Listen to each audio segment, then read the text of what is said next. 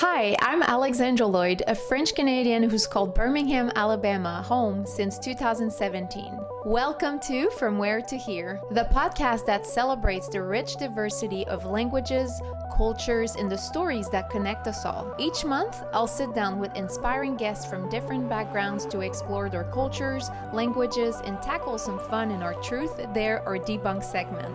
Whether you're a language enthusiast, a culture lover, or just curious about the world, you're in the right place. Let's dive into your next favorite cultural adventure.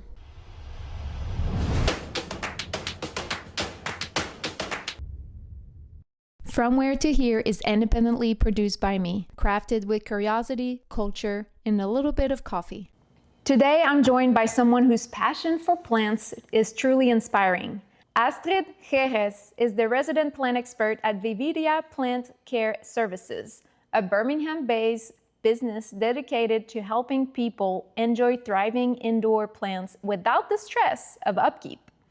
With over a decade of experience in tropical plant care, Astrid has a deep knowledge of how to nurture lush, vibrant greenery. Originally from Mérida, Venezuela, she moved to the US in 2021, bringing her expertise and enthusiasm to plant lovers here.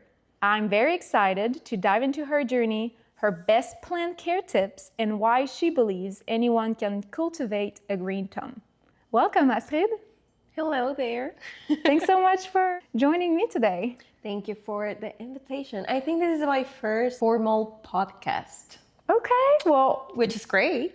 Absolutely. I'm very happy to have you on. We were talking plants a little earlier because I do love my plants, even though I don't think I really take such good care of them.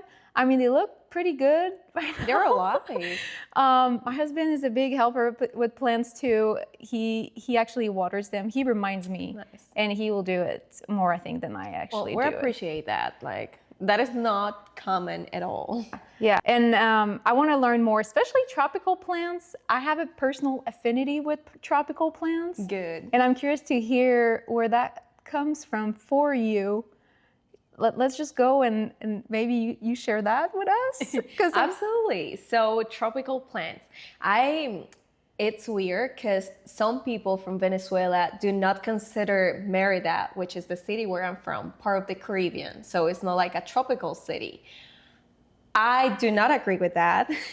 Of course, I'm part of the Caribbean, or people from the Andes is part of the Caribbean as well. Anyways, we have a different plant world in our city. Pretty similar, most of these plants can thrive over there, but of course they are not native, if that makes sense. So we have our traditional plants, which a lot of them are cacti and succulents actually. Like our traditional flower or plant is the frailejon. I don't know how to say that in English, but it's a beautiful succulent that only thrives in cold weather. So some of succulents and cacti are considered tropical plants, but this one only thrives in cold weather. So it's just crazy, you know. That is strange. I know. Beautiful, by the way. They grow really slow, but they are really old plants. They are really old plants in Mérida that can be like 30 years old, and they can be like my height. Is it the only place that they live and these thrive? I will say in the Andes mountains mostly, but they will not be common in like other cold areas. Because even though it's cold, I will always say that it's different from here or other colds I have experimented before, like in this country in general. And you said it can be as tall as you? Yes. They're crazy big and they're like fuzzy. So when you're hiking, they're really cool to see and like touch and experiment with them. So for those who can't see us right now, are you saying like 5'2", 5'2"? Yeah. Okay. Even taller, but that means that the plant is older and older. Wow. So, or do they live forever? I don't know if that's a fair question to ask. Interesting. I would love to know that. I will think. But forever is relative as well. So yeah, just weird. It's really sad because, of course, Venezuela being a really problematic country, people don't really take care of its nature. Of course, there are a lot of activism besides it, but from a government perspective, they could care less, you know. I see. And when you mentioned, I think, the plant is not native, or you mentioned something about being native or not being native. So if it's not native, then what does that mean? It comes from another country? But native plants will mean that pollinators of that area, let's say bees, butterflies, and all these little guys that help us thrive, they will be more healthy consuming the native plants from that area, correct? But when they are not native plants, the problem is that plant can be an invader, like just take up so much space and start cutting off space from other plants that are native from that region. That's why it's so hard and so bad when people travel with plants without being conscious about it. Of course, it's illegal pretty much, but or you need a lot of permits, but you shouldn't do it if you're not an expert on it. I see. There are plants that are already in the US that you can travel around with, but of course you need to be careful, right? Even when I was coming here, I had like a seed necklace, and I was like, oh, I'm worried if they're gonna let me in with this necklace. I mean, if you're gonna check my stuff. Yeah, of course they don't care. They're not really looking for that kind of stuff when you're traveling from another country, but it's just, it can be dangerous. So if you travel by plane, mostly, is that what you're saying? Yeah, by plane. Through TSA. And so you had a seed necklace? Yes, like so made little of seeds. Oh, you made that? No, it's just like artisan work, definitely. Oh wow! So you could literally use these seeds and plant and get. Not really. They're already preserved and like painted and coated. Like, okay. They're gone. Okay. So you are safe. I introduced you saying you're from Venezuela.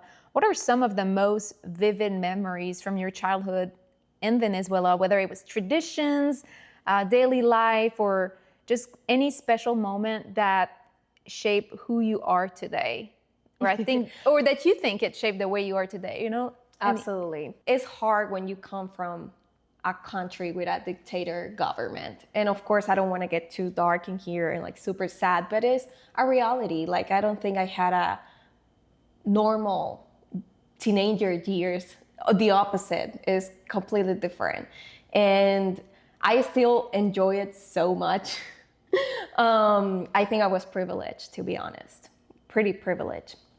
But my day-to-day wasn't, normal and just get an ice cream and that's it. It was pretty closed. Like, I need to be in my house most of the time because there was war going on outside and it was dangerous for you.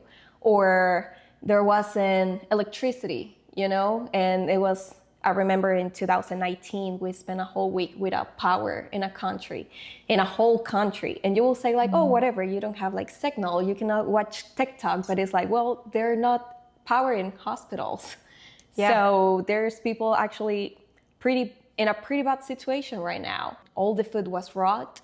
So you couldn't buy groceries, or you couldn't go to the supermarket, you couldn't get gas and travel somewhere else. It's just chaotic. So some of my most vivid memories was COVID. For many people, for different reasons. But. And I was like, okay, I'm ready for this because I've been in my home the whole time. And finally, this is not a government issue. It's more like a worldwide issue. But on the positive side, I used to be with my friends a lot. I think I was with my friends every single hour of my day.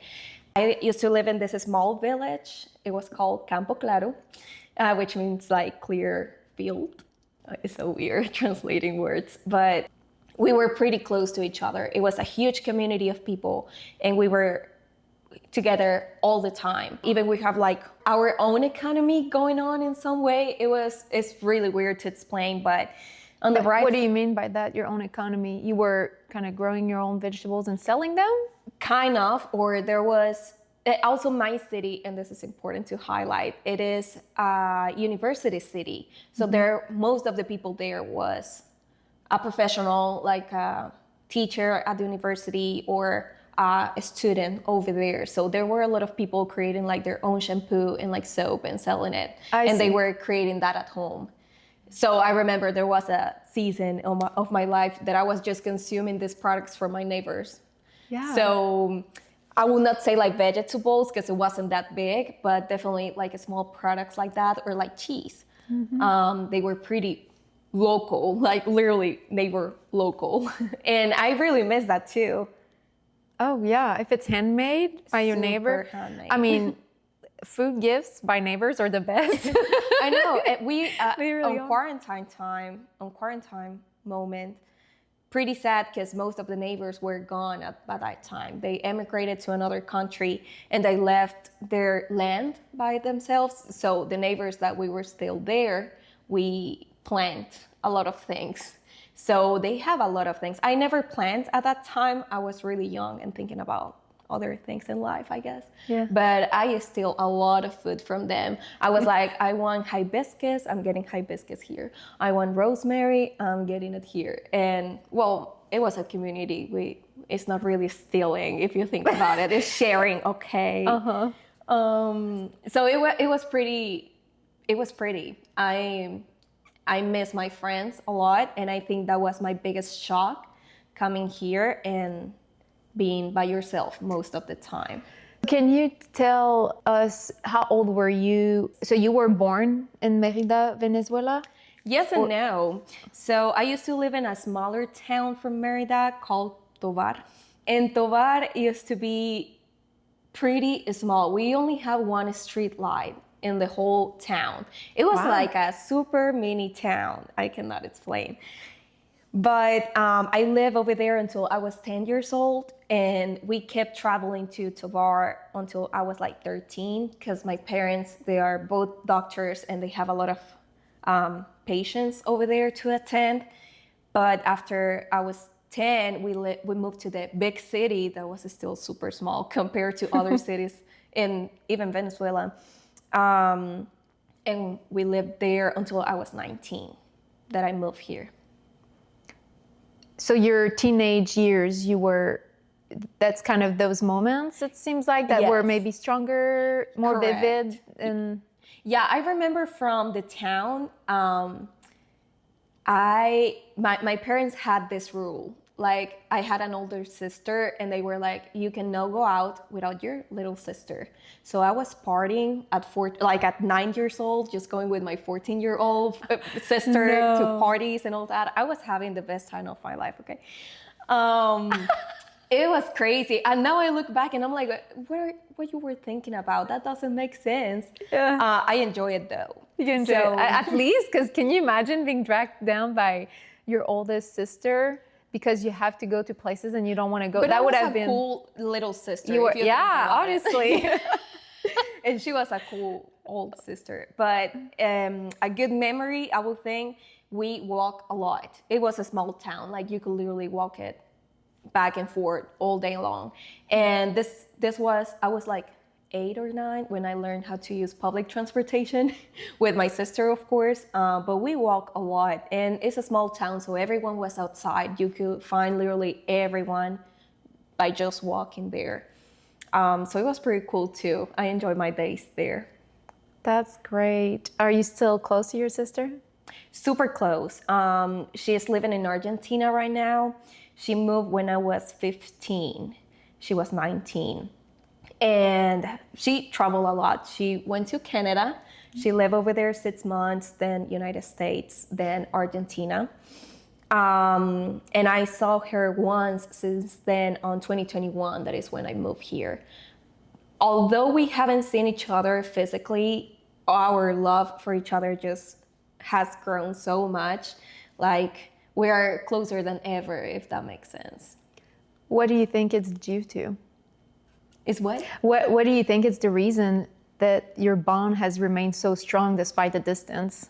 Well, I think for once, emigrating was like something that connects us even more, because it was like, now I can feel what you felt all those years. To what you said?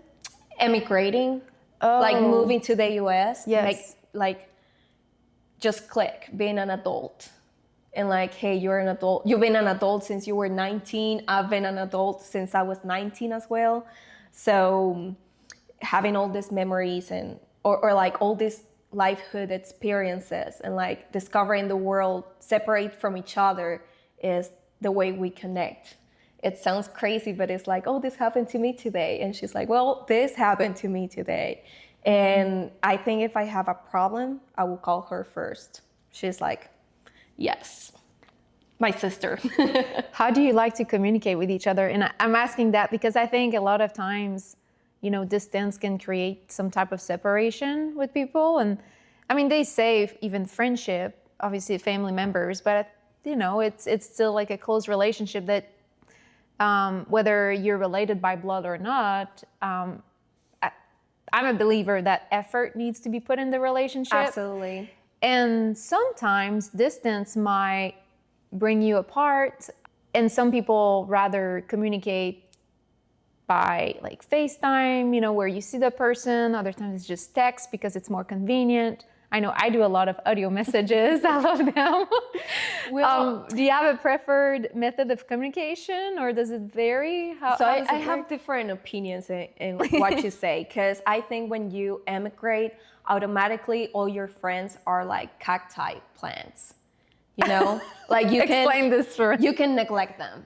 Oh, absolutely. Like you don't need to talk to them every day. You don't need to talk to them every week. My best friend, I haven't talked to her since December, but she's there, and we love each other. And she just sent me like a voice note that we record when we were like 16 years old. And it's like, we're still there, but we're not there, if that makes sense. But you left it, you're able to pick back. Absolutely. Or pick back on where you left it the last time. Absolutely. And of course, life just changes. And with my sister, we communicate a lot through WhatsApp. I have some American friends, they ask me, why do you use WhatsApp? And I'm like, well, we don't have iPhones in Venezuela, and around the world, like, it's a more inclusive, like phone inclusive platform. So we talk through there, and I think we message a lot for like common things. She uses my bank account because she lives in Argentina, so she cannot, anyways. It's legal, okay? It's completely legal. Well, because there's restrictions to own a bank account. She's a tattoo artist, so a lot of people pay her through PayPal. Yeah. But for some reason, she couldn't connect her Wells Fargo with her PayPal, so she uses my PayPal and my Wells Fargo account. So I'm like, okay, whatever. I will not charge commission for this. Maybe in another time. But we do video calls, and it's not like a 20-minute video call. It needs to be like a 2-hour video call where we go through all our traumas and childhood experiences and all that. We definitely talk a lot. To reminisce the past, the good memories. And also the present, like I'm not the same I used to be. She's not either. And everything is changing so much every day, so we just, I'm sorry. I'm sorry. Yeah. There are some deers over there. Oh, yes. They come. Are they real? Every day. Yes, they are. They were looking at me and I was like, are these statues? Yeah. That's crazy. They're so cool. Okay, I'll go there. I need to make sure I do a close-up on your face. There are at least 10 deers, like tiny ones over there. And I was like, if you have a statue, it's good for you, but they're creepy. Yes. Our neighbor actually feeds them dry corn. So they make sure to come every day at around that time. Yeah. So. Well, good. Yes, they look cute. You mentioned that there are some, strong memories from your childhood, both in the first city that you lived in and then in Mérida. Were there any traditions that you still carry with you today that maybe you have with your sisters or any members of your family or even your friends when you lived there? I think when I have some of my neighborhood friends living in the US, and literally when we see each other, it's like, we're still in Venezuela, just with money and like going to the beach in here. So you didn't have money in the bag, and now you're like, we were teenagers just asking money to our parents. Like we didn't have money at all. Yeah, so that's cool, like a premium experience. But I have a lot of good memories, and most of them come from where we didn't have power. when we didn't have power, we just go out and talk to each other, literally, until the power comes back. And we're talking that we spend like 8 hours without electricity. And during those 8 hours, we will talk about everything. Everything, play volleyball, just play like card games. Like we will just be on the streets, like whatever but home.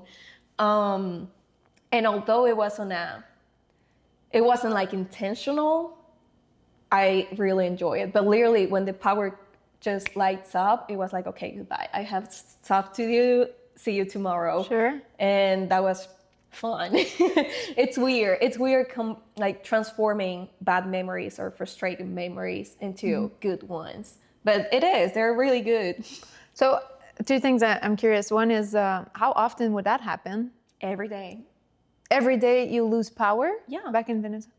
Oh, I wow. mean, there will be months that they were generous, and maybe will be like a whole month with just 2 hours a day. But they were seasons that will be like 12 hours, and you will get the power back for 3 hours and then gone for 12 more hours.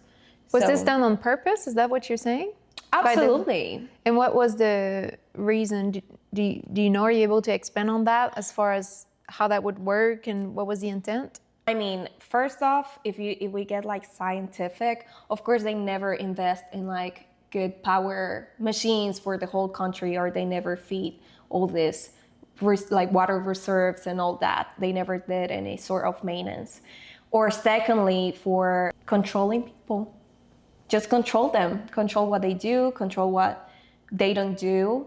And of course that keeps you away from information if you think about it. If you spend 12 hours without getting access to information, that makes you an ignorant somehow. And that's why they want you. They don't want you to know the reality. They don't want you to criticize what's happening. And they just transform that abnormality into normality. Because imagine someone like me living 20 years with that problem.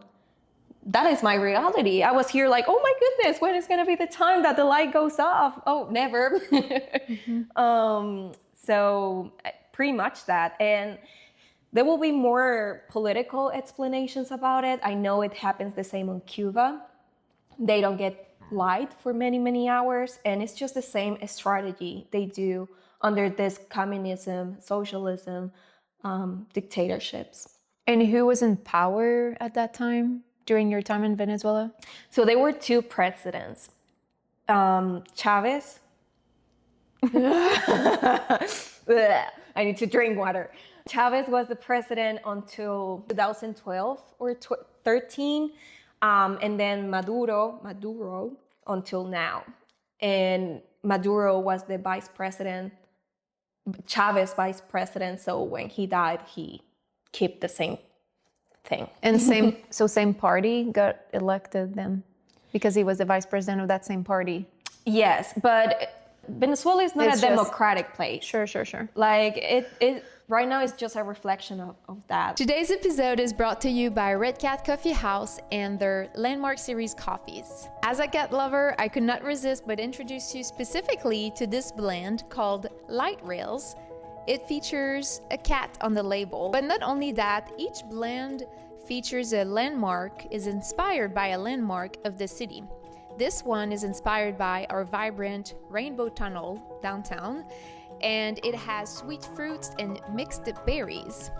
You can find the Landmark series, including blends like Ironworks, Full Steam Ahead, Alabama Audubon, and Johns Valley Trail, either online, at Red Cat locations, or your local Piggly Wiggly. It's coffee with a story, and even with a feline charm. On January 28, there was this big voting process where clearly the opposition won, but the government said like, okay, I could care less, good for you. Like, we're gonna still here, and they're gonna do all the bad stuff just to stay in the power. There's a lot to do about it, but there's not really a lot to do. Unless, I don't know, more war, more death. My other question was, so I was asking you more about traditions. So does that mean that you are reliving the situation of not having power here to just bring back the memories? No. I would say regular traditions will be the way we talk to each other and the way we interact with each other.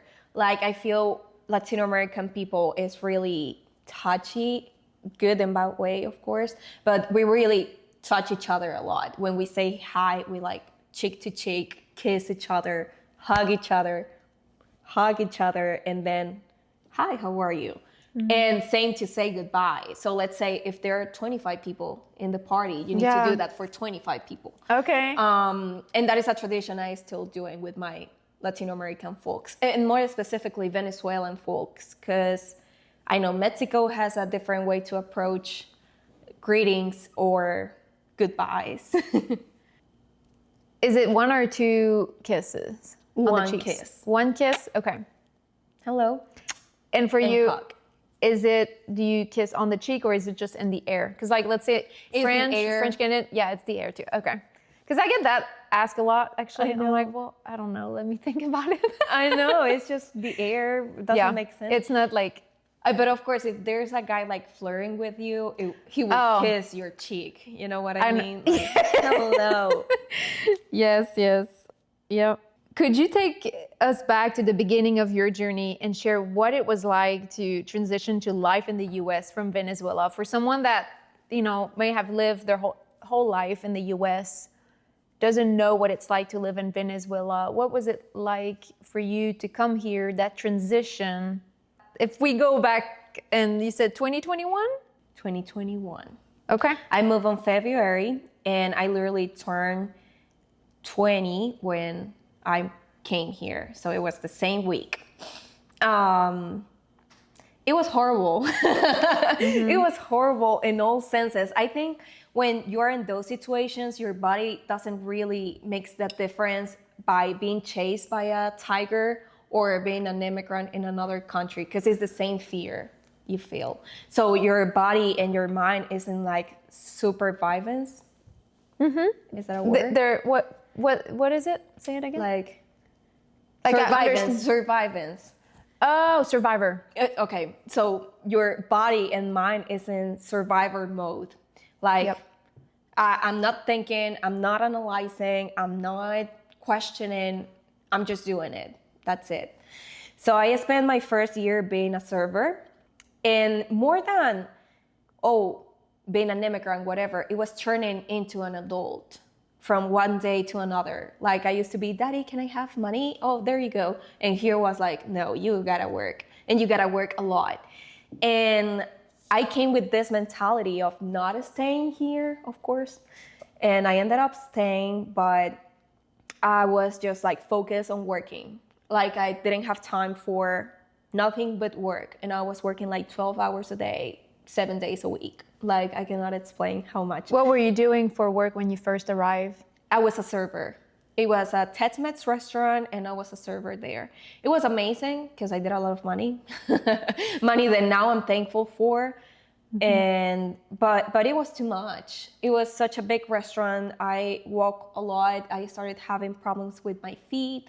Like, it was mentally and physically a lot. And then I got a job in a marketing agency. It was more like an internship that I needed to do for my university studies that I graduated last year. Congrats. Yay.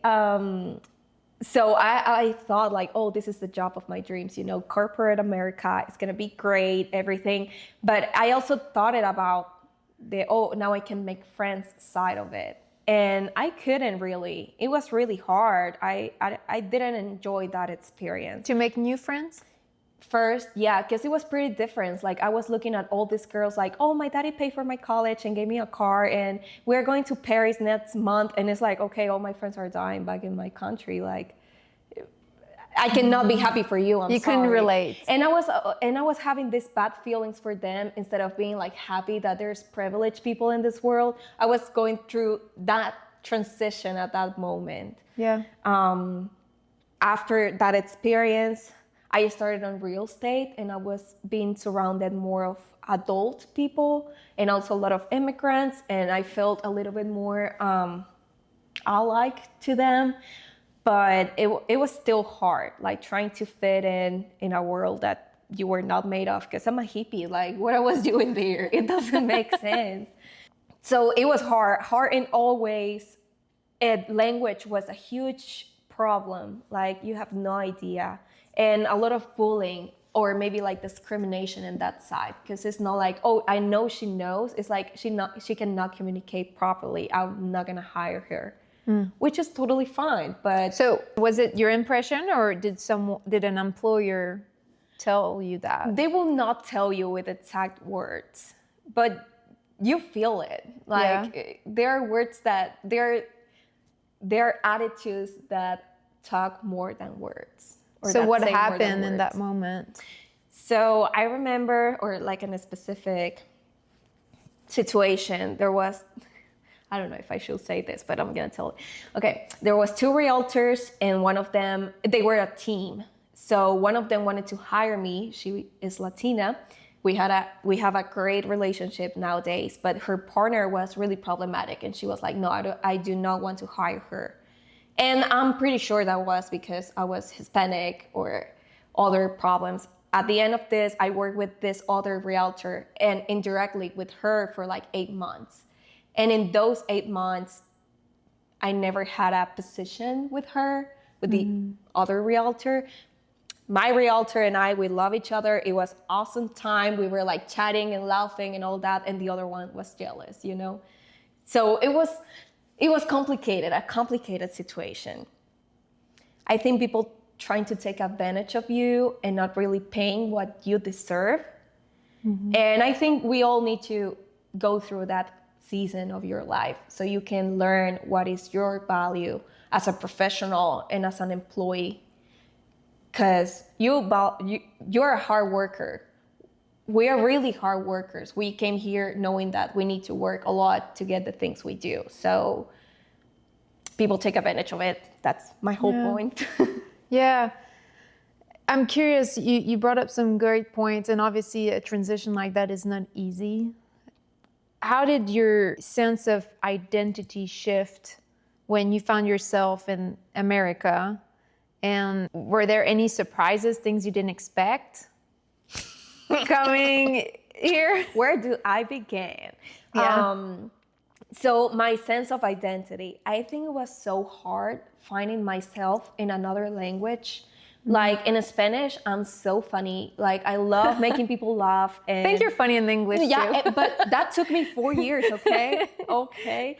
But that was my frustration. Like, I cannot make jokes. I don't understand their jokes. Like, their sense of humor is not the same. And I connect with a lot of people by humor and comedy. So it was really hard. And also making like deep connections because of a language barrier. After a lot of time, I think I am finding myself in another language, and now I can make people laugh. And that is beautiful, because finally. And what was your other question? Well, if there were any surprises? Surprises. So I think this last 2 years is when I've been out of the fear zone and more in like, okay, now this is my reality and it's gonna be my reality for a long time. So what's happening? With everything going on right now, I'm not gonna say names, but it's horrible. Can you explain a little bit? Yes. I think the first 3 months of this year, I have never felt so anxious in my entire life, because I literally thought we were all gonna be deported and like sent to our homes again. And you will say like, oh, you just go back home and that's it. No, I could literally go to jail because my country is under a dictator and he's not gonna take me for like, oh, welcome to your country. No, you are a traitor. So you're going to jail. Because you left Venezuela? Yeah, and I asked for asylum here. So I'm literally saying, oh, it's dangerous over there. I cannot come back. Just for clarification, when you ask for asylum, what does that mean? And what does that involve? What does that mean? Mm-hmm. So I have many legal processes going on. Sorry, now it's time to get comfortable. We're comfy here. I might do the same here. Oh yeah, I love it. I'll join you. Yeah, because these chairs are actually really nice to crisscross applesauce. I know. I love it. This is one of the most comfortable positions for me. I agree.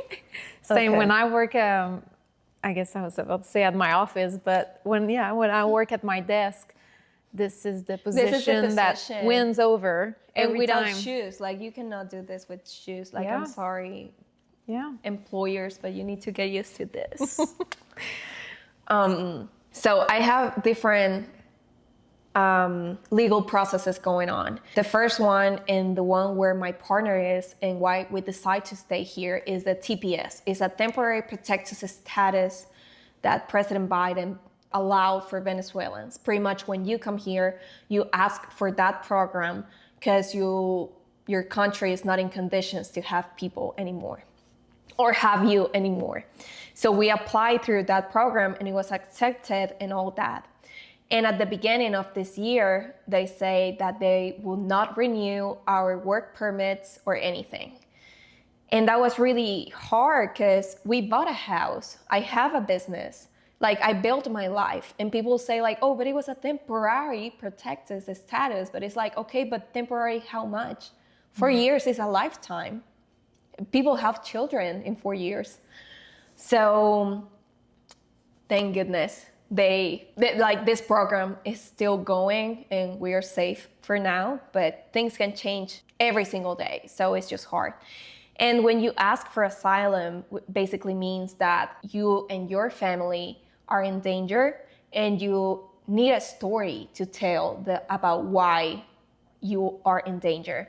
It's not like, oh, I'm just asylum because I don't want to come back. No, like you really need to tell something or justify. Mm-hmm. So my dad used to be a hospital director, and you can imagine you literally need to be in contact with the government a lot of time, and a lot of problems in the hospital going on. But the most recent problem we had, and was one of the main reasons we came here, there was this German journalist going to Venezuela, and he got dengue, which is a mosquito sickness. And we are used the tick? Huh? Is it the tick? Tick? When you get a tick. Uh-huh. Is it that mosquito? It's called a tick? Like the white leg mosquito? I don't know, but it gives you a disease where you can no longer eat certain type of food? Well, there are many sickness going on with mosquitoes. Okay. Like every year there was a new pandemic because of mosquitoes in Venezuela, because it's tropical country. So we're used to it. Like a fever is not a problem for us, or all these big problems, because you can get really bad. But this guy got it and he couldn't go to the hospital, not for insurance problems, because health is free in Venezuela. Paid through taxes? Not really. I mean, it's free, but there's no resources. Like, okay, the doctor is free, and it's like, okay, you need to take this pill, but we don't have it, and the whole country doesn't have it either. So that's it's useful. free. Yeah. Okay. So this guy got this sickness, and my dad helped him privately and like attend him and all that. And this guy was put into jail and was a political, it was retained politically and strategically. But anyways, literally El Sevin, which is like a scary people in Venezuela, scary entities. A group? Mm-hmm. Okay. They called my dad like, hey, you helped this guy, why? And they took my dad, I remember that day.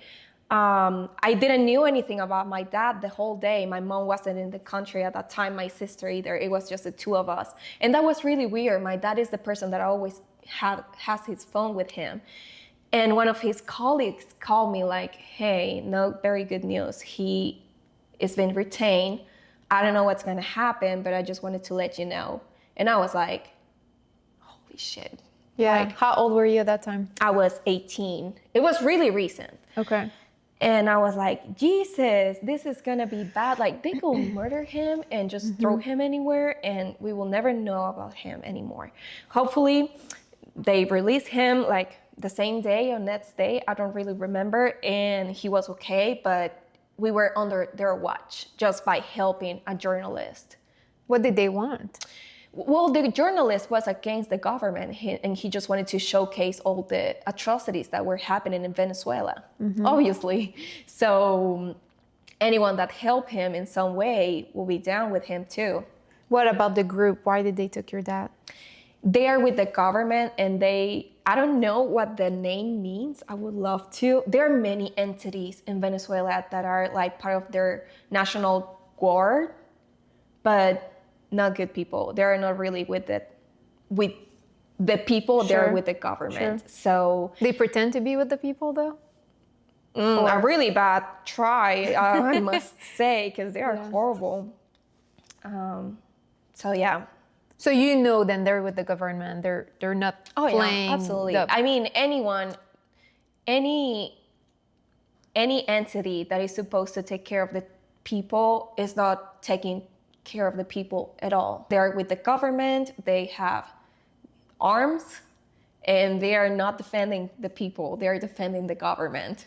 Are you allowed to bear arms as a citizen in Venezuela? Curious, good question. And that was one of our fears when my dad was took, because at some point in Venezuela you could have arms.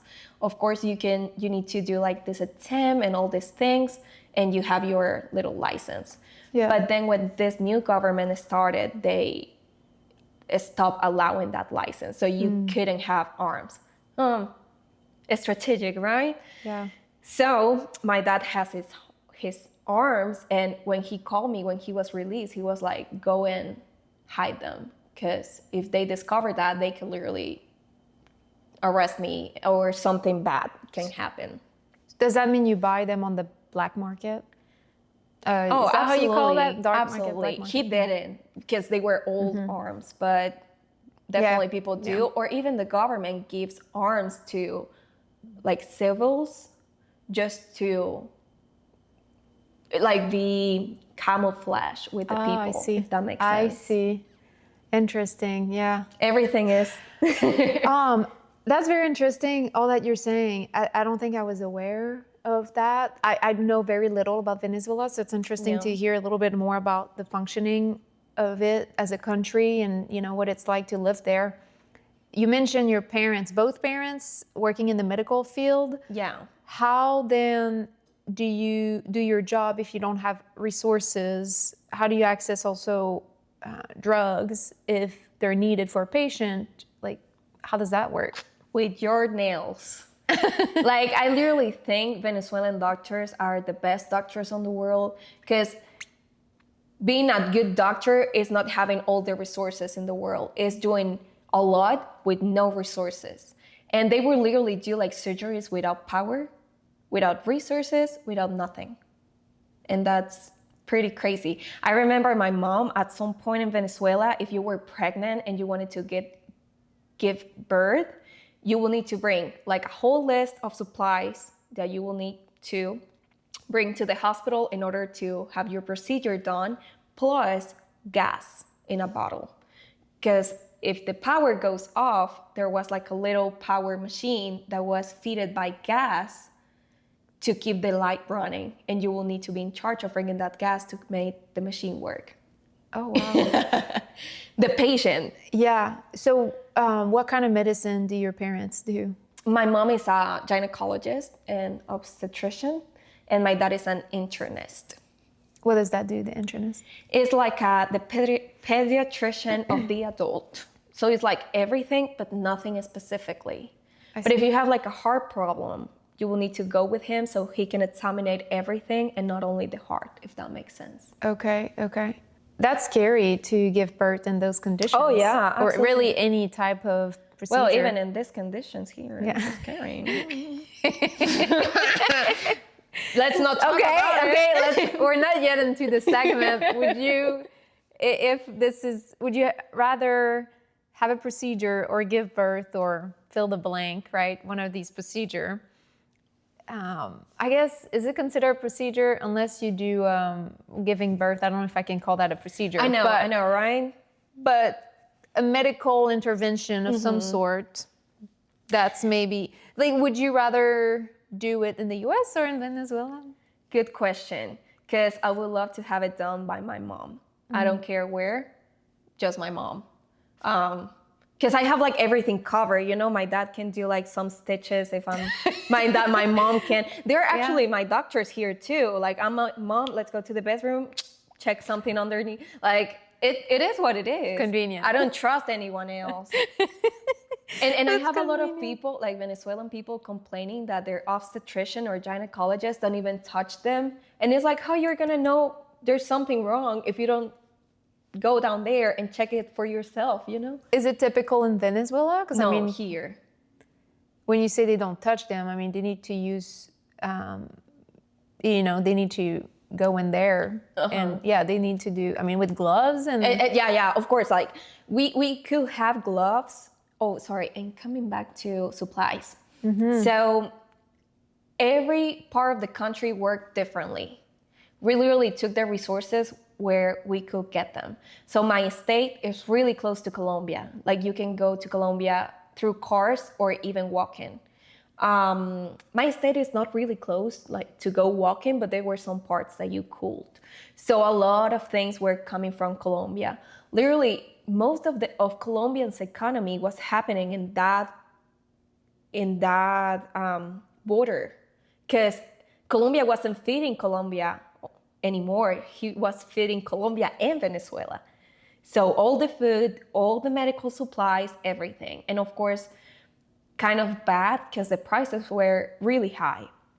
And there's people that just cannot afford it. So only privileged people can get access to it. But there were other parts, like my partner, their family is from Brazil. From an area that is close to Brazil. And their economy is completely different. Their economy is based in gold. So you were going to the market with gold powder, like, oh, give me whatever, a pack of chips, and they will count the grams of gold and give you the product. Interesting. Crazy. And they will get most of their supplies from Brazil or surrounded countries there. And then they resell that gold to Northern American countries, maybe? I have no clue. I would love to know that, but Northern American country? Let's say all the gold mines are in this state, which is Bolivar in Amazonas. Oh.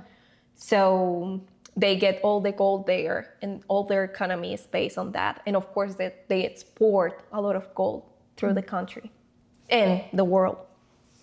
That's interesting. I'm curious, given the strong cultural ties you have to your home country, do you feel like this has shaped your approach to how you care for plants? A lot. To be honest, I used to love cacti and succulents in Venezuela. They were my babies. Like, I had this huge collection. It was insane. I was sick about cacti and succulents. But I never pay attention to tropical plants or any other plant, not even veggies, herbs, or anything. Do I regret? A lot. Because it's like, it was the perfect weather, like everything could thrive over there. But when I moved here, I was like, I need to come back to my happy place and my safe place. So I started experimenting with other houseplants. And of course, they were all dying because it's not the same weather, it's not the same condition, nothing at all. So I was like learning from scratch how to take care of houseplants, how to keep them alive, how this works. And I started reading books, a lot of TikTok, a lot of YouTube, and courses and classes. And I was like, okay, I've been doing all of this like instinctively, but not really with research and data. Sure. Until now. So what kind of classes have you taken? How did you hear about it? Do you have someone that kind of guided you through, or did you find these by yourself? I think it was more like kill the plant and learn what happened, you know? Like, oh, if I put this plant here, what happens? Oh, it dies. Or at least in Venezuela, like a little leaf from my succulent fell. And then there was a whole new plant coming out of it. Why? Like, it was super experimenting. And then I was like, okay, it will be easier if I read a little bit. But anyways, there's not a structure that I did for this. It was more like learning what I needed at that time. There are a lot of good books I can recommend. Maybe we can leave them down. Absolutely. But there is a platform called Domestic. They offer a lot of courses of any type, like herbalism or marketing or photography or concrete, that I also work with concrete. And I think that most of my brand has been built in this course platform because you learn a lot and you buy the course, the specific one you want. It's pretty cool. Very nice. And is this all online? Mm-hmm. Very cool.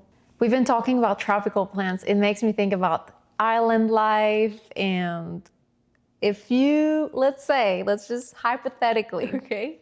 there's 3 things you can bring on an island. What do you bring with you?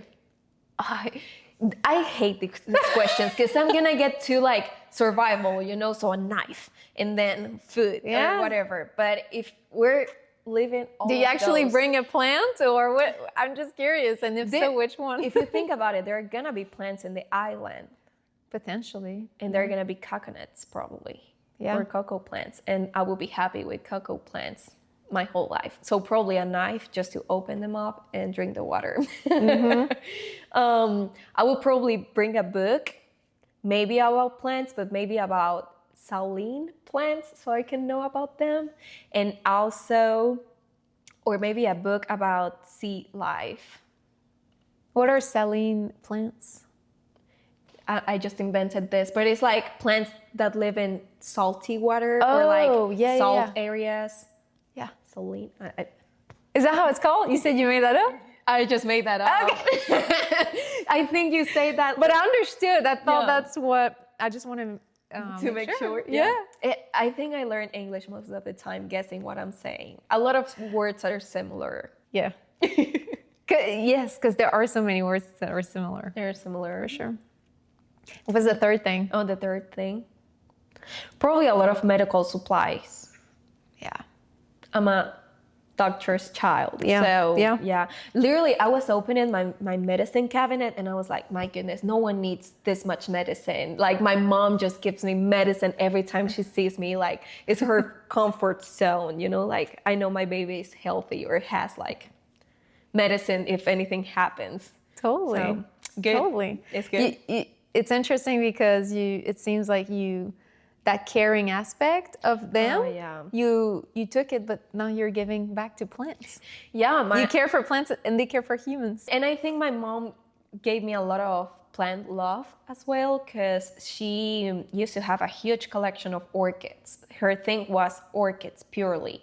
And literally, I don't know why they were living and thriving so much. My mom never paid attention to them. But it was crazy because every time she was like down or something, they would bloom.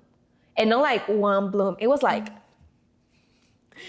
a house full of blooms all over. It was beautiful. And I learned that they really hear you, And now same is happening to me with my plants. When I'm down, they will bloom. Or my orchid bloomed this year on my birthday week. Coincidence? I don't think so. You were down on your birthday week? It's always a mixed feeling. Now, because I'm getting older, I know I'm only 24, but I'm getting older and it's like, I don't know where I'm going. I know where I came from, but sometimes I don't know where I'm going. If that makes sense. So it's giving you anxiety to think about? Well, I try not to think about it because anxiety is with me all day long. I think not having a citizenship here is a big part of my anxiety. Just because I'm in jail. I cannot leave the country. I cannot travel the world or know other places. And this was the first place I came. Mm-hmm. So, which is great. It's a wonderful place. I know it has problems as any other country, really bad problems. But it's still a good place to be somehow. Or I try to convince myself about it. Did you get to pick the country you were coming to when you submit your asylum? So it's not like, I wanna, Sure. I came here, so I'm asking asylum here. But if you go to Canada, you can ask asylum there. But there are just so many differences. Like I have my cousin, she went to Canada, and in 6 years with an asylum, she became a citizen this year. I've been here 4 years, and I don't see anything happening in the horizon for the next 5 years, if we can say so. Yeah, that's an interesting place to be. You're kind of stuck in the middle. Maybe it's also removing a piece of you that can say, yes, I belong, even though you do belong. But you will never belong. You will always be the immigrant that is here. I hate when I'm here and I'm talking to a customer and the first thing they ask is, oh, where are you from? And it's like, I'm not talking where I'm from. You're just noticing my face, my hair, and my accent. So you never pay attention to anything I said, but thinking where I'm from. And then you say Venezuela and they're like, and where is that? And it's like, what the fuck you ask? Don't ask. I think it's like bad behavior. Like I used to be super friendly about it. Like, oh, so nice. Thank you for noticing, like whatever. But now I'm like, stop it. It's unrespectful. It's unrespectful. Yeah. What do you think is the better approach? Don't ask. I'm a person like anyone else. No, but better approach, because you said that was like the first thing maybe that you get asked and yeah, kind of like not maybe getting to know you. Exactly. Like I don't mind if it's in like a friendly conversation, like I'm meeting you, you are asking, that's completely normal. Like let's be real, that's normal. But if you're being in a customer service area and you're just talking to a customer or to a stranger, and the fifth question they ask is that, sometimes they don't do it in a friendly way. And it's just like, I don't like it. I'm not asking you where are you from, and you're probably not from here either. And I feel like that question or that comment comes back often. And my reaction to, or when I think about this scenario, I know the person doesn't mean it that way. I know. But it's kind of, you want to be asked questions about other things. Like you want to get like a conversation like others would have, because it often is about that one thing. Exactly. That, okay, maybe that's what my face says, but I want to be known for other things, or I want you to get curious about the quality of the service that I'm offering, or it's like, I'm not coming from Canada. That can be a little bit less problematic. So I say, oh, I'm from Venezuela, and people answer, oh, so cool. And it's like, what's cool about it? I don't know. Have you read the news? Like, it doesn't make sense. Like, I'm not gonna fight. And so there's kind of a lack of education. But it's like, I don't know how to react either. It's like, oh, how cool that you've been under a dictator your entire life and most of your friends are around the world. Like, so many things.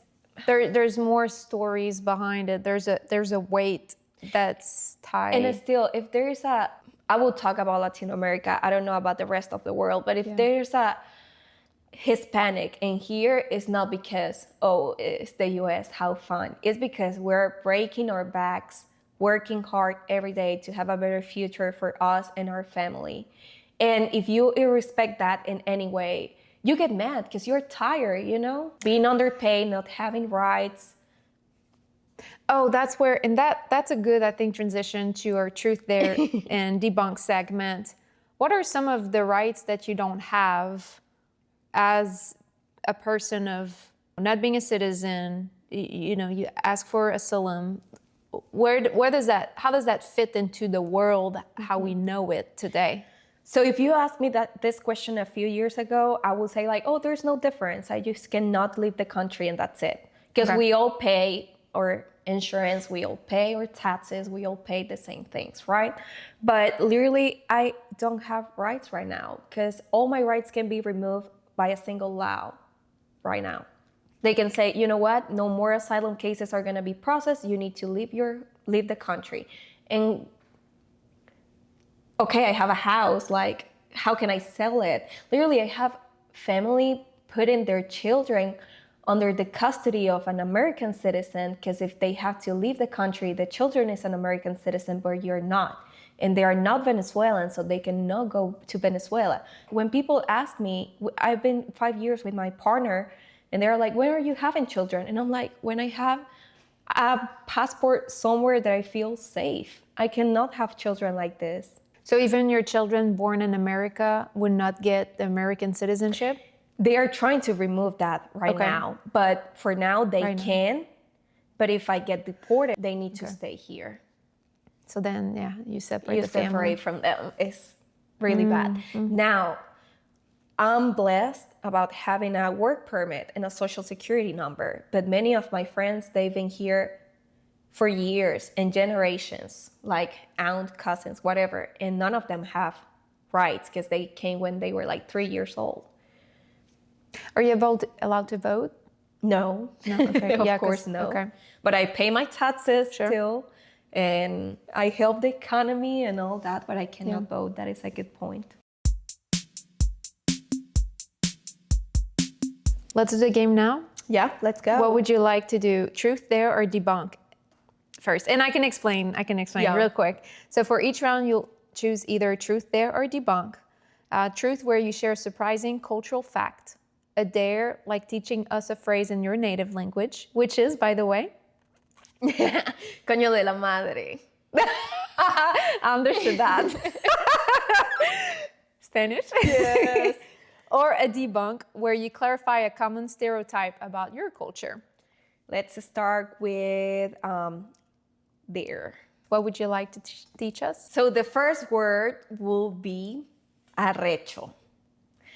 Arrecho is a really complicated word in our language because it can mean a lot of things. It can mean that you are brave. It can mean that you are mad.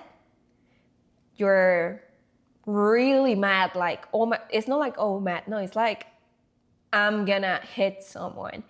Or it could be you are powerful. She's such a great woman, you know? So many things. In what context would you use it? Let's say she is arrecha because she bought her own house. So she's so arrecha. Like she did it, she made it. Or he is arrecho, he's gonna kill him, like run because he's coming for you. He's mad. Mm-hmm. He's super mad. You know, something interesting, in Venezuela, we joke a lot about killing. I know this is a weird word, but I'm like, oh, I'm gonna kill him. But we don't really mean it at all.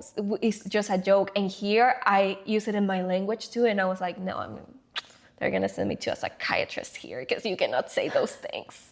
But now cultural difference. Yeah. But now I realize, like, it's really powerful even when you say it in Spanish or English. Like, we shouldn't say that. But anyways, arrecho. Would you say it's specific to Venezuela? In Venezuela, you say that more than, like, let's say, would you say that to a Mexican friend? I think it's arrecho.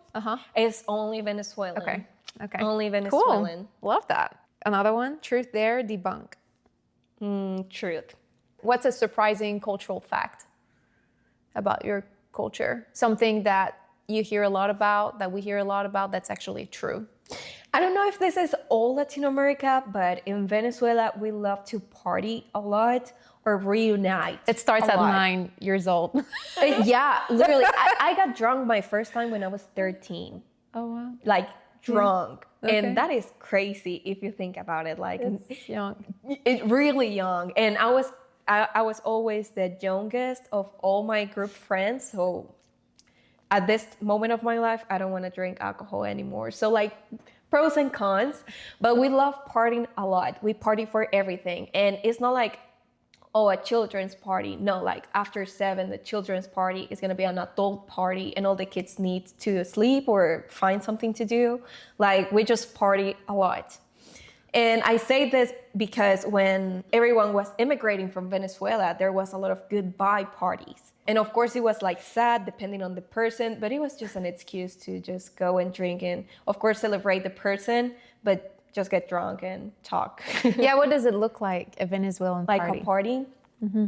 Depends of the age, of course. I was really young. So Is there a lot of dancing? We dance a lot. Most of my neighbors and I were in like salsa classes. So every time we were reunited, we would do, it was like casino salsa dance, which is a dance that you do in a circle. So you are rotating partners. So it was like a big circle of people dancing and rotating their partners. But in a duo. Exactly, like one-to-one, but you one rotate. to one, but rotate. So you It's change partner. beautiful. So one person keeps changing and the other stays stationary. Exactly, the man Okay, stays cool. stationary and the women rotate. So it was dancing a lot, and of course our dance is not like no, it's like shake booty dance, you know. So a lot of that, a lot. Like I think a it's lot. very sexy. I love. Absolutely. I love it. I used to study in a only nuns and Catholic girls school. Oh. Really nice. My whole life, entire life. In with, Venezuela? with only women and nuns. But when the nuns or the teachers were not in the classroom, we were twerk and like practice, you know, like, teach me that, how you did it. We have like videos of like 20 girls like twerking and learning how to twerk. Iconic, honestly. Oh, wow. Best years of my life so far. So funny. A lot of dancing, a lot of drinking. They love drinking. Like drinking culture is a lot. I think here people have like weed culture and like other substance. And over there, I think alcohol was so normalized that even kids, I remember as a kid drinking like a whole glass of whiskey, thinking it was like orange juice because I was tired and like sweat, and my dad have it there. And instead of them freaking out, they were like laughing, like, it tastes bad, you know, like, dumb. And no one cares. No one really cares. Oh, wow. Interesting. Yeah. And you're saying sweaty because it's so hot? Like most yeah, of or the you time? were dancing. We are always in movement and talking a lot, and also playing like the bottle game and kissing with everyone. Oh, okay. As a teenager? As a teenager or Okay, yeah. adult. Who Oh, as knows? adult. I wasn't in those parties. Okay. But also, I think most of the parties were friendly with children. There was drinking and alcohol and all of this, but there was always children, at least in like adult parties, and there was always a space for them too. So that's something cool. So do people just sleep over if they drink so much? Or Oh, how is that? absolutely, Okay. yeah. Okay. Yeah, I remember having huge sleepovers. Even for my birthday, like 10 people would stay in my place. Like, it was just so normal. They always making an appearance. Now I really wanted you to do a debunk. Something that people assume is true, but it's actually not. There's no racism in Venezuela. And this is even a common misconception I used to have. Like when I came here, I was like, oh, racial problems, that's only America, you know, or oh, Canada or whatever. And then I met this girl. She's one of my best friends here. She's Ori, and she's a Black Venezuelan girl. And she was like, look, I'm not gonna punch you because I respect you, but you need to learn a lot. Mm-hmm. And first off, I think a lot of people is privileged for being white in Venezuela, and that's terrible. And privilege in ways that, oh, if a white person has a motorcycle, oh, he's rich. But if a dark person has a motorcycle, is a criminal. I think Venezuela doesn't have the common African-American dark tone. It's many other tones, but they're still Black. And there are a lot of problems around it. Not problems, but racial problems. Let's say all women need to do like keratin on their hair because having curly hair is not allowed or is not pretty, and any beauty pageant is gonna be banned. Like, no, this is not a standard. Yeah, they don't include that in the beauty standards. Oh, absolutely no. Or if they have it, they are not gonna win. Mm-hmm. Also, like, oh, you need to improve your race. Like you need to date white people to improve your race. When I moved here, my parents were like, oh, you need to date a white guy or an American guy to improve your race. And I'm like, are you kidding me? Like, first, it's not gonna happen because no, but it's just crazy. And third, I remember this little cousin, she was born and her dad was Black and she was Black. And all my aunts were reunited around the crib, like, oh, she's gonna get lighter, you know, like give it some time, she's gonna get lighter. And it's like, no, it's not. And she's a beautiful, beautiful woman now. I bet. She's so big, just crazy. But things like that they're normalized, maybe we don't have. There are different problems, of course. If you notice, dark people or like black people in Venezuela are the ones on the poorest places too. So it's still like a government problem that they don't have the opportunities of having good schools, good educations, fair salaries, and a fair life. And of course, because of that, they can take the bad route. Yeah. I'm glad you're able to shed some light on that, because especially if you've never been, you don't know what it's like. A lot of people normalize in Venezuela, like we call each other hola mi negro, which means like hello my black. And that is normal. That is like love that could be expressed by love. And because of that principle, they say, oh, there's no racism in Venezuela because I can call him hola mi negro and he's not offended by that. And it's like, okay, but all your other attitudes say that you're racist. Because if that guy starts dating your white girl, then no, you need to improve your race. So you will tell that hola mi negro to... Oh yeah, it's super normal. Okay. Like I have a lot of friends that I will say, mi negro, how are you? It's been a long time, whatever.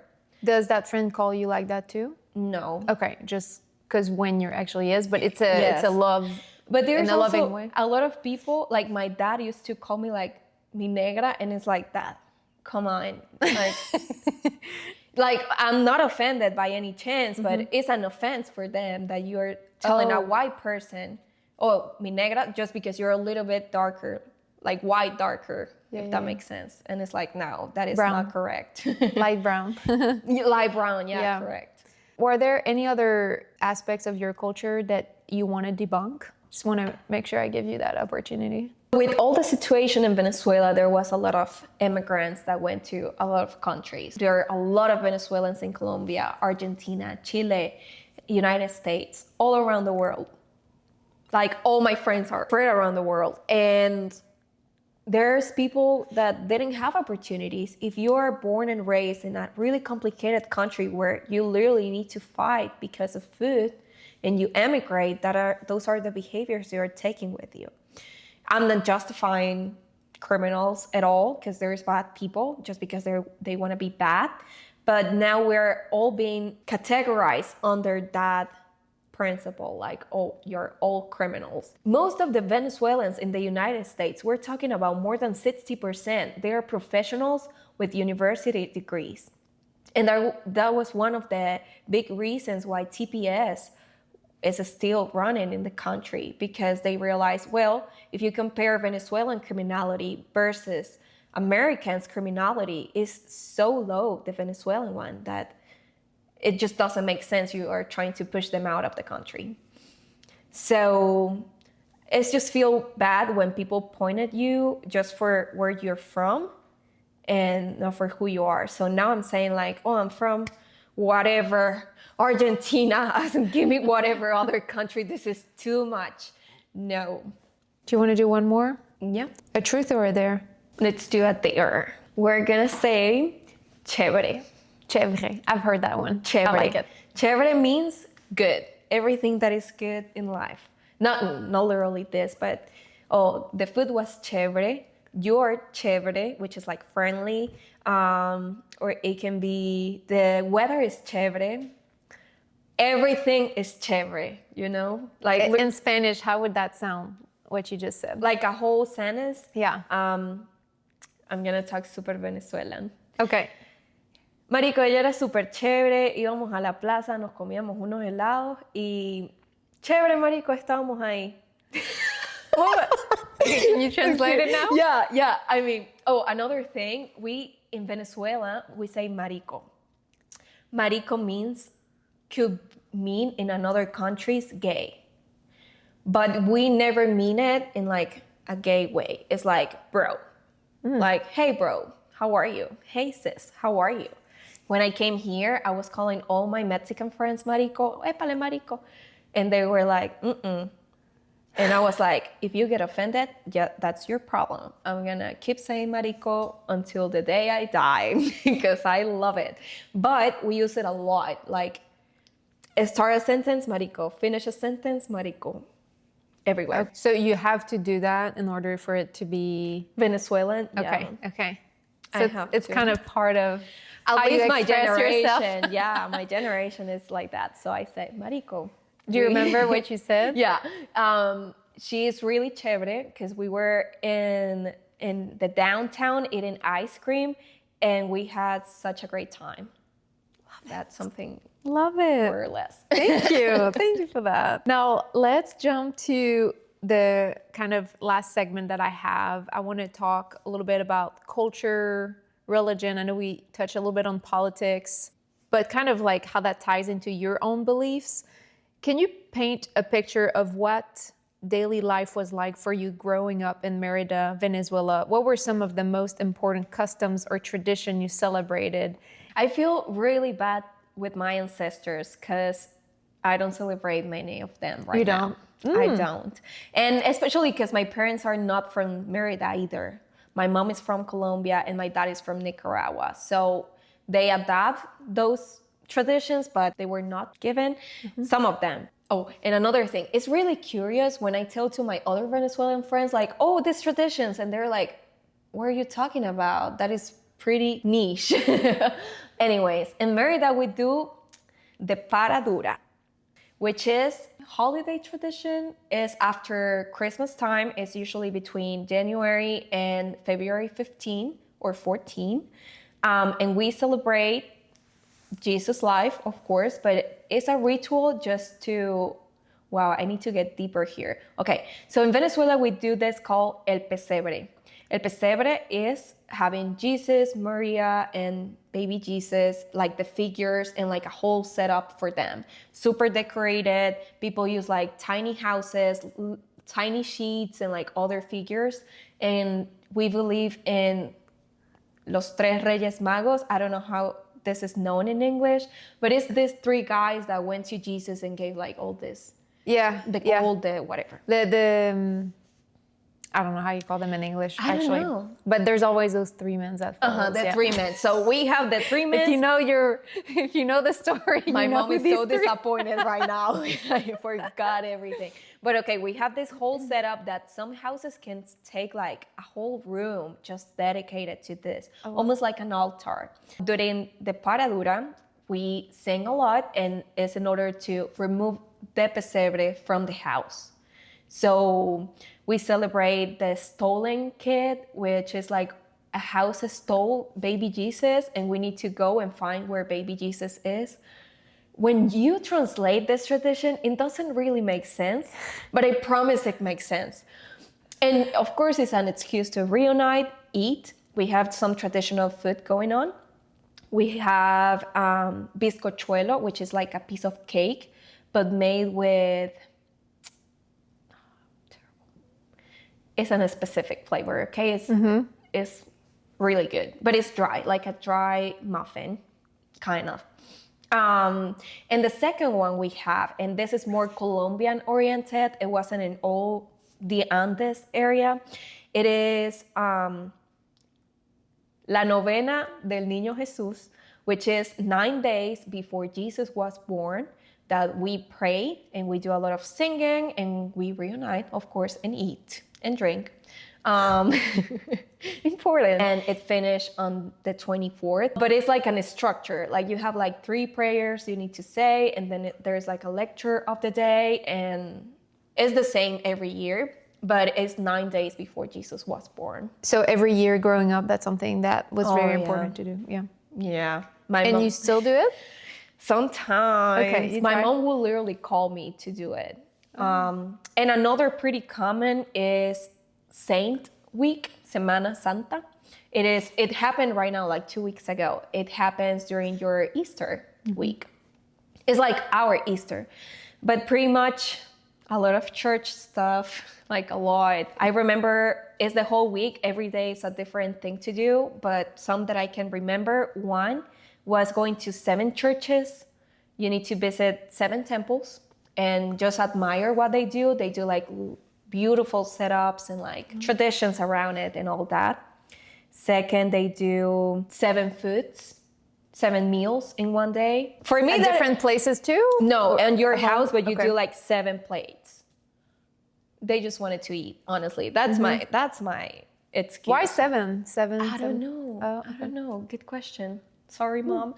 And the last, I think it was on Saint Friday, at least in my church or the church I used to go, they did like a whole procession of how Jesus Christ was sent away. Like when they crucify him and all that, they did like a whole theater thing. Like walk around the town with Jesus taking the, how you call it? The cross? The cross. Oh, it's the same word. Okay. So he was taking the cross. There was people dressed up. There was a Maria. There was people of the town crying for him. Like it was, and people paid promises, and some of them will walk on their knees or walk on their feet. And it was a whole tradition. It's still going on. Interesting. You know, the closest thing that we did growing up, and I feel like I need to share that because I was recently talking to my mom about it. Right. Is to go in the mountain before the sunrise. Okay. To get holy water from the mountain. But that's beautiful. There is no Jesus and Christ. And it's like we wake up in the middle of the night, have to sleep, and just like walk up the mountain? Yeah, and just walk up the mountain. Oh, that's beautiful. And Mom was telling me how much she misses doing that. So you saying that your mom, you know, is reminding you, I bet she wants to keep the tradition alive. Absolutely. And it's hard because now she goes to church and the priest speaks in English and there's a translator. But of course, the American priest is not saying the jokes you want to hear or the lecture or maybe the lesson you want to hear. So it's been a little frustrating for her finding her fate in a new country. Where does she live now? Here. Oh, she does? Yeah. Okay. They both live here. And she couldn't find a church that is Hispanic? So they call it Hispanic, but there's a translator. The priest is not Hispanic, if that makes sense. Really? There are a few, but they can be like far away from where she lives or not on her area. So it's hard, you know? Let's say travel an hour just to go to church and tell that to my dad that he doesn't like any of that. So can you drive me in? Yeah. Yeah, that's understandable. Yeah. I meant to ask you, because you talked a lot about humor. Yes. What, in your opinion, what's your type of humor? It's hard because a lot of Venezuelan humor is based on bullying the other person. Yeah, you need to have a hard shell in Venezuela, which is like, I mean, let's talk about the funny part and the good part, because of course there are dark times and can be bullying and really bad, and I'm not justifying it. But I think at this point of my life, I'll learn how to bully happily. That makes sense. Like making fun of another person's behavior, but without having them offended. And that is really hard. So I only do it with my Hispanic friends, of course. But I think that's our humor based, like on each other. It's hard. I appreciate the honesty. Yeah, you being candid about it. It's hard. And even like growing up, you need to build a lot of character because they will criticize anything like your hair, your teeth, your eyes, and God forbid you have an imperfection. Let's say like a birthmark on your face or whatever, a bad nose. Not bad nose, but like uncommon nose. They're like, gonna... Yeah, that's gonna be your sub name, literally. Oh, wow. Really bad, really bad. You need to not take anything personal. Well, some of them did, and I think that now I will be, like now I can decide to who talk to. I didn't suffer any hard bullying. I think I was privileged in that way, but you were still part of it. Forget about it. We were all victims of Venezuelan humor. I guess if it's common and that's what is accepted socially, it makes it easier to just fall into it. Yeah. And I just think but it can still hurt, possibly. Yeah, of course. Like you mentioned. We were just all a bunch of insecure people trying to fit in a world. That's often that too, huh? if you get criticized by people about certain things, it's oftentimes their own insecurities that they're just putting on you. No, and I remember that, like, the friend that bullies the more or humor the more about the others, he was the most insecure. Like, the most what? insecure. It will be a fact. Totally. What are some of the food, music, or festivals from Venezuela that you think everyone should experience to truly understand the culture? I think you will need to, the person who's listening will need to do a little bit of research, because every single area has a different tradition or festival.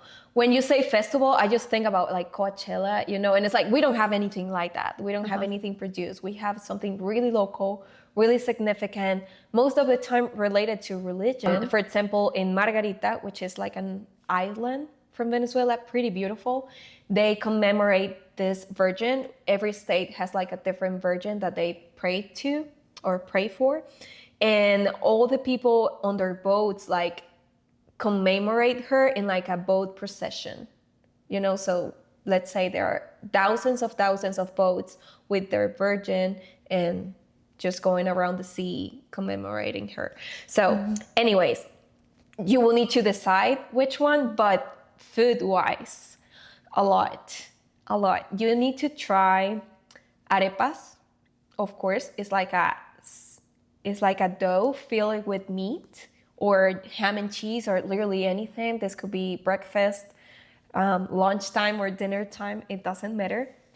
In my region, the most common thing is pastelito, which is, have you tried empanadas somewhere? Yes. Okay. Pastelitos, are they small cakes? They're small, but no cake, not like sweet. Pastel, I thought it was cake in Spanish. Yes, pastel, but these are not sweet. Something else to confuse is like Spanish learners. Not everything is. So what are pastelitos? Pastelitos are like a circle dough. It's more like croissant dough, similar to it, no? Flaky. Yes, exactly. And they are filled with, there are two main or more traditionals from my region, which is ground beef and rice or cheese and potato. So they boil the potato, like smash it and put cheese on it. I haven't tried pastelitos like they were over there, because a lot of Venezuelans are doing food and selling them, but they are not from Mérida, and you cannot sell me a pastelito if you're not from Mérida. So yeah, we eat a lot of plantain, sweet plantain with cheese. Ooh, how are they consumed? You just pour cheese on top of it? Or? So, many ways. You can fry them, you can bake them, but the most common and easy one is like boil them and just put like butter and cheese on top. What kind of cheese? I miss my cheese. Yeah, I do too. I miss my cheese so much. Cheese is such a thing that varies per region, and there's such a large variety. It's just, yeah. So what kind of cheese? What is the type of cheese? It is like queso fresco, which is like the Mexican version of it, but we call it queso semiduro, like semi-hard cheese. Is it a strong or no? mild? It's like a super light flavor. It's like the most basic type of cheese you can make. It's literally just milk with vinegar. It breaks down and you just strain it, like you strain it. So because there's liquid. Exactly, and that is your cheese. That's all you need. Nice. It's good. It's so good. Something to try. Yes. Oh, and there are many. There are hallacas, empanadas, tequeños. Tequeños is one of my favorites. It's like, God forbid me, but it's like a mozzarella stick, which is not. But instead of that crust, which is terrible, it is like a dough. So they literally manually involve the cheese and then fry. I see. So it's not the breaded crumbs like we know in America. No. Yeah. It's like crusty but soft. Perfect. Wow. And we can find that in Mérida. Yes. This is more like an appetizer. Yeah. You're going to find it on kids' parties or like weddings and all kinds of produced parties. Like if you're reunited with your friends, you're not going to find it, but Birthday parties are probably. Do you buy them or are you homemade? You can homemade them, but they're a lot of work. Like there's not a machine that can make a tequeño. They're manually done. It's a lot of work. Okay, I see. Going back to you talking about the political activities going on in Venezuela, having grown up in Venezuela under a dictatorship, how did the political landscape affect your daily life and your view of the world now that you think about it? In every single aspect of my life is still being a problem for good and for bad. I think I already talked about the bad things. I think on the bad side, there was time that there wasn't food, that my mom was trading surgeries for a piece of bread, literally, or for like a sack of food. So it's really hard when you see it in a perspective right now. It's really hard when your activity with your friends is going to make a gas line for 9 days, because that's the only way you can get gas on your car, by doing a line of 9 days. And that is just a single tank. A line of 9? When you say a line, what do you Like going to the gas station and staying there on your car for 9 days just to get gas in your car. How do you sleep in your car? Or? And you walk back home, get changed, someone will go and exchange with you, like your cousin or whatever. Or you will be friends with the one that is in front of you and it's like, okay, you go, I'll stay, I'll take care of your car, like partnership and friendship. When you think about all the abnormalities, it makes you be aware of everything. Sometimes I complain about things that is like, okay, but in this moment of my life, I didn't have any of this. So I think that makes me so unattached from material things. I think that if tomorrow I need to live, I wouldn't bring anything with me. Literally, all I have from Venezuela right now is like a couple sweaters and like a notebook that my best friend gave me. Everything else is just memories. Like there's nothing to do about it. And what I think that I suffered the most in here is not having my friends or my support chain, you know, because it wasn't just, oh, my group of friends. It was like a whole community that was with me the whole time, supporting me and my family, or my family supporting them. And of course, then seeing a lot of friends being hurt by the government, like having all these national guards going against them and like hurting them really bad, and then bringing them to our place and trying to fix them some way with no resources is really hard. And I'm glad they're alive, at least, because there were some that they were not. I think you lost friends? I didn't lost friends, at least no super close, but they're all around the world, and I think I will never see most of them again. So in some way, it's a grief that we all carry. Like we just watch each other on Instagram and it's like, congratulations, but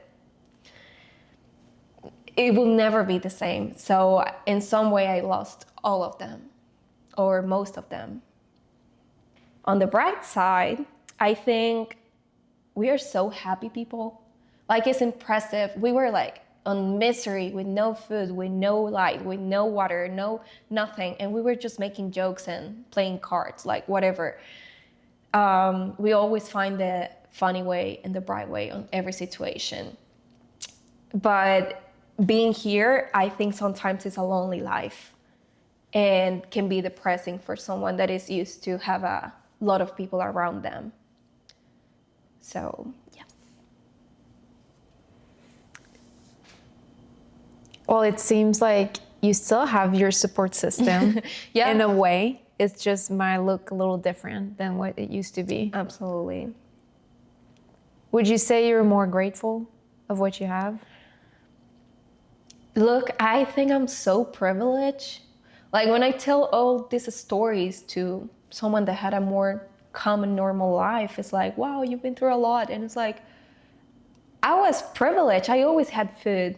My mom never told me like, no, you cannot have that piece of bread. I have friends that I went to their house and they never offered me dinner, not because they didn't want to, but because they have the ration for the people that was living there. If I give you a plate, I will not eat tomorrow. And that never happened in my family. And that is like a lot. But I know that that was a lot because of my parents. Like they worked their back off to give us everything.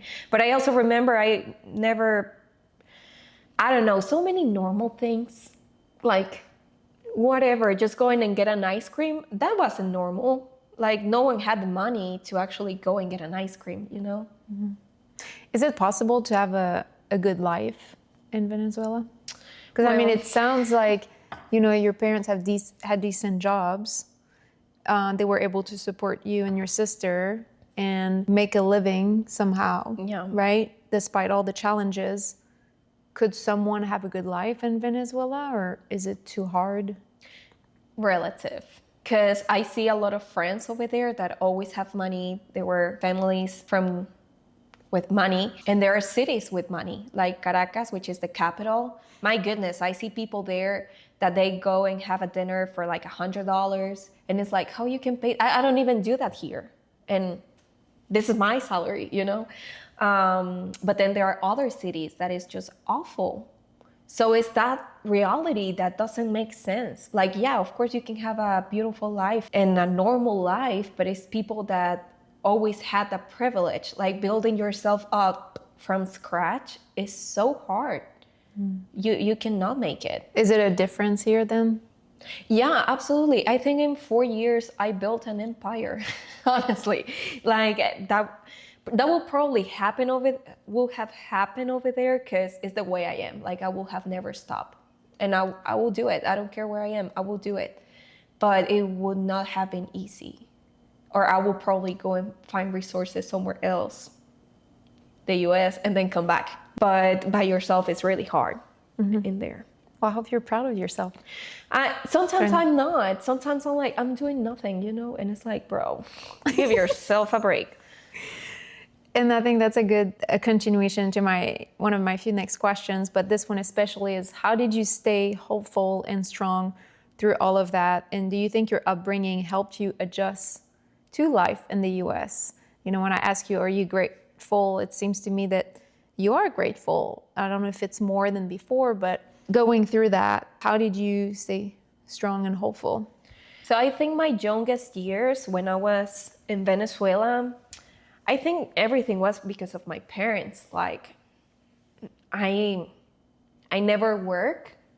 Like, I worked because I wanted to and because I genuinely like working, but not for necessity. And I moved here because I wanted to and not for necessity. Sure. But honestly, I think the way I've been so resilient is because I haven't think about it.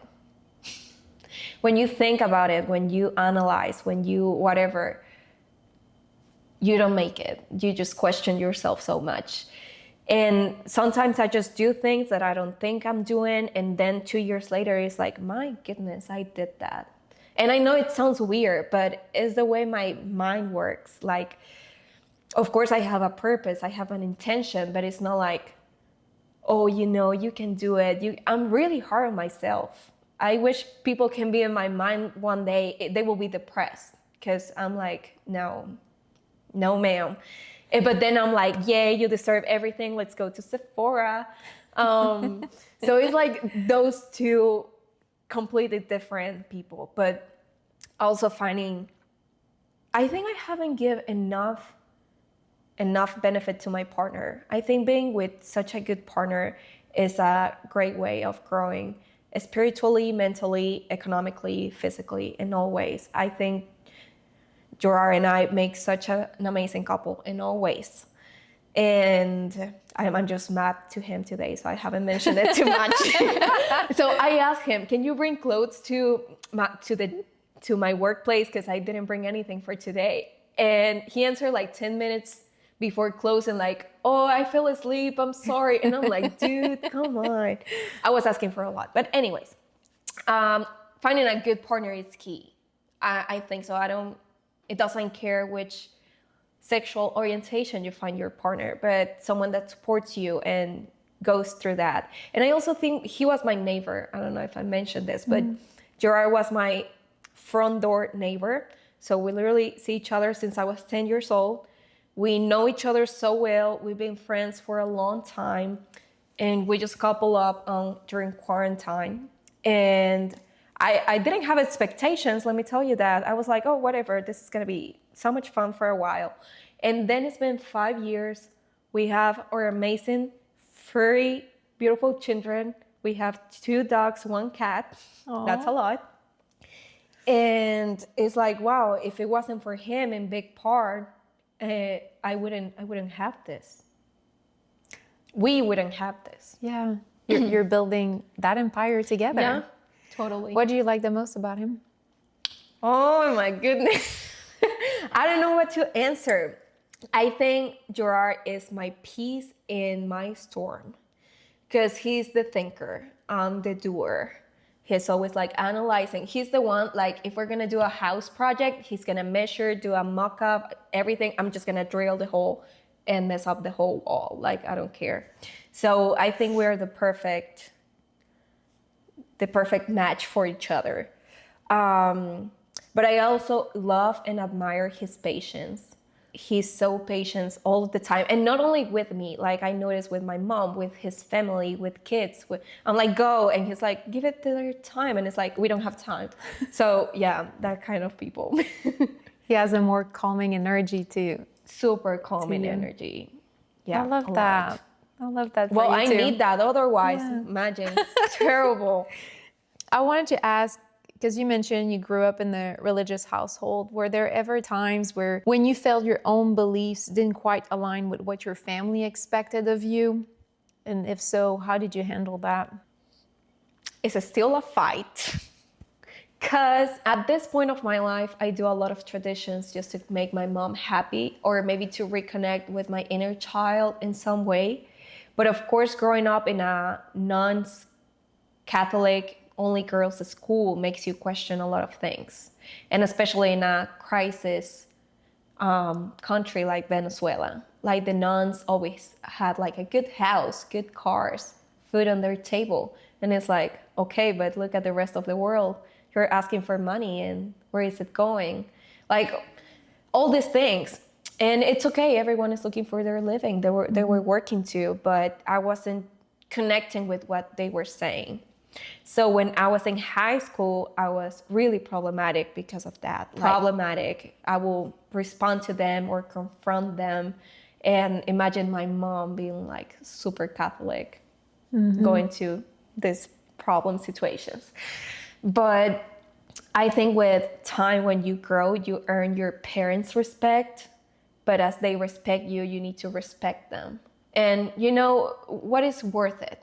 Fighting with your mom or making her believe whatever, or maybe just be okay for an hour and then come back home and complain. Like, if that makes her happy mom, happy life, honestly, like whatever. And these are things that are not threatening me or anything, but I know there are other religions or other traditions that are a little bit more complicated to accept, and that's totally fine. But for you, it has been the way to kind of get the peace. Yes, or my mom is starting to learn how life is going. For example, my sister is lesbian, and that doesn't happen in Catholic life. So she's like, if my daughter is happy, I'm happy. And it's like, thank you, Mom. That is not part of your religion you're praying for. So she is really rigid, but she's flexible, if that makes sense.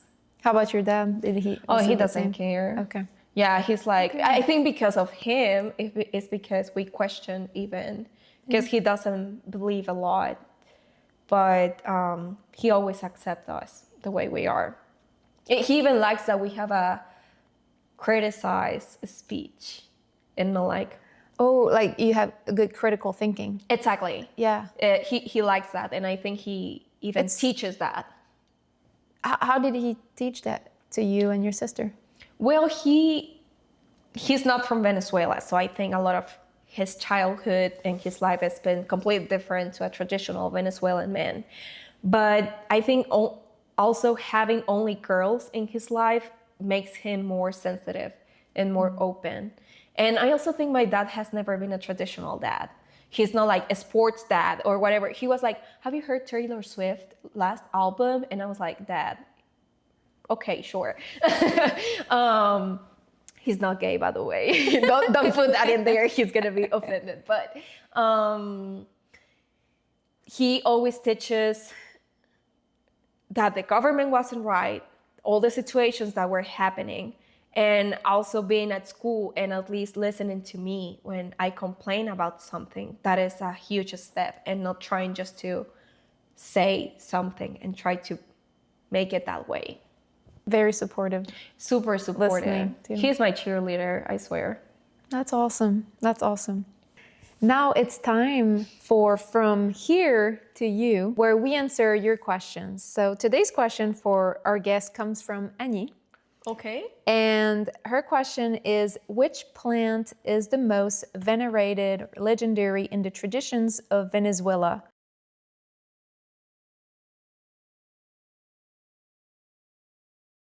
I'm gonna mention two big plants that are really important in our culture and our country. The first is the cacao tree, which you get the chocolate and everything. And if you think about all the indigents, of course, they did a lot of rituals with it, not only in an edible way, but also it's a tint, like a color, and it's just really difficult to get. So I will say cacao is a big part of Venezuelan culture on the plant side. And the second one, I just think this one is one of my favorites. I mentioned the frailejón, which is pretty Mérida based, but the third one will be el araguaney. Araguaney.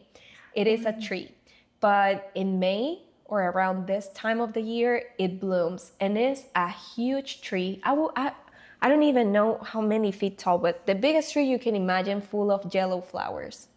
Of what? Yellow flowers. Jello flowers? Yeah, like flowers, yellow color. Oh, I don't know. What color is that? Yellow. Oh, yellow. Yellow, come on. Oh, are you racist or what? Oh, yeah, like yellow beautiful. Color. Okay. But it's huge. And of course, the most beautiful part is when they fell to the ground. So you have like all this rock full of flowers, and they're all around the country. So my city is a mountain city, so you can look at the mountains full of yellow spots going on. And pretty similar to it is the apamate, which is a pink flower instead of yellow. Very nice. Yeah. Thank you, Annie, for your question. As we wrap up, what message would you like to share with our listeners about embracing cultural differences, especially in the context of your own journey from Venezuela to the United States? Okay, first I will say, if someone is answering your questions, also have boundaries. If you are getting too personal, maybe that person wants to share and be vulnerable, but it's hard for them too. So respect their boundaries. And if you're gonna ask all those questions, it's because you're gonna suffer with me and like be into it. And it's not like to feel good about yourself, because that happens a lot. It's like, oh, poor girl, but my life was perfect. And it's like, okay. To have a little bit of empathy for what you're sharing. And exactly. We're humans. Yeah. About emigrating. Let me tell you something. This is not the first time you're going to emigrate in your life. You're going to emigrate a lot of times in your life, even from another state. Even when you're going to another town, you're a completely stranger. And it's hard. But I think emigrating means growth. And now that I moved to another country, I would not like to stay here forever, because it's like, oh my goodness, if there's this much, imagine all the other much that I haven't even think about. So that will be amazing whenever it happens. That's an interesting perspective. Yeah. Where would you go next? Oh, I would love to go to Brazil, because most of my friends here are Brazilians. And surprisingly, we are over Brazil. And I never heard about them. I was never interested in their language, their culture, or anything. And now that I'm here, it's like, oh my goodness, I want to go over there so bad. Because it's another country that I feel we're so alike. Our culture, our traditions, behaviors, party way. So yeah, I want to go to Brazil. In Argentina. I like Argentina. Yeah. Now, where can our listeners learn more about your story and your work with plants, or connect with you as you continue your journey in the US or in Brazil or somewhere else? Well, I want to take this opportunity to thank everyone that has supported me in my way. I think big part of it is my plant family, Houseplant Collective. I work over there. I'm the manager. So if it wasn't for them, I think I wouldn't find myself in this country. So thank you, everyone. And now I have my own business, which is Vivatia Plants. I do a lot of botanical art, plant care services, and a lot of other things. And I just thank everyone that has buy something for me or follow me on Instagram, because that is an immigrant journey that I'm having, and just helps me find myself a little bit more. You can find me on Instagram at Vivatia Plants, my website, www.vivatiaplants.com. My personal Instagram at Astrid A dress. Well, these are all great links. We'll make sure to add all of them in the show notes, so people can connect with you. Perfect. Your story is really a great reminder of how strong we are as humans. I think you showed us that today, and thank you for sharing your journey with me, with us. If that resonated with you, make sure to also follow From Where to Here Pod on all the social, and share with a friend if you think that can help someone. Astrid, thanks for your time. Thanks for being so fun. Thanks for making me laugh. Really appreciate our time together. Well, I appreciate you having these platforms to, I think it's the first time I openly talk about my history. I try to avoid the bad things or the sad things, but I think once in a while, it's good to remember where we're coming from and just have fun. Life is just once. Make money, but also be happy. In the process, don't lose yourself. Have a lot of cats and dogs. No children for now. That's it. Love it. Thanks, Astrid. Thank you. Thank you for tuning in to From Where to Here. If you enjoyed this episode, be sure to hit subscribe, leave a review, and share it with someone who loves discovering new cultures. Follow us on Instagram at From Where to Here Pod for exclusive updates, behind the scenes moments, and a peek at upcoming guests. Until next time, keep learning, keep connecting, and keep celebrating the beauty of languages and cultures. À bientôt!